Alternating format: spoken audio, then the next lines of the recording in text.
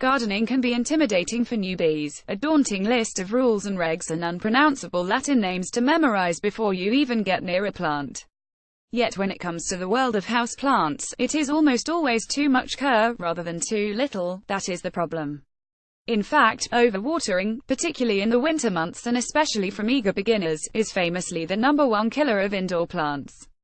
People often water already waterlogged plants even more starved of the oxygen they need to survive. Root cells begin to rot and die.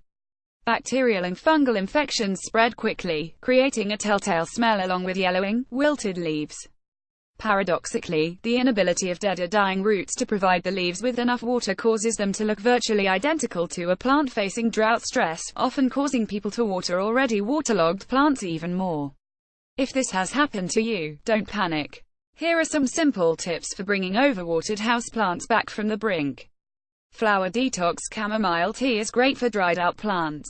Photograph Getty images first. Remove the plant from its pot to get a good look at its roots.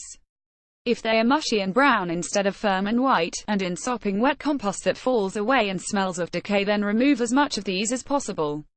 Retain only roots that are firm and healthy, snipping off any yellowing or dying leaves while you are at it.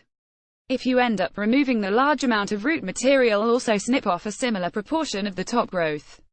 The plant won't be able to draw up enough water to support these extra leaves with a compromised root system. Doing so may seem extreme, but will put less strain on an already sick plant. Now give the patient plant a good rinse and pot it up in a new container with fresh growing mix.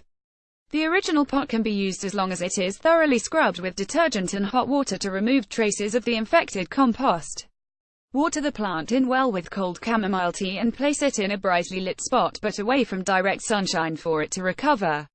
After this, water only very sparingly as the potting mix begins to dry out. Why chamomile tea? Well, it contains a dilute solution of natural antifungal and antibacterial chemicals produced by chamomile plants to tackle bacterial and fungal infections. It is also a lot cheaper than commercial preparations and probably already sitting in your kitchen cupboard.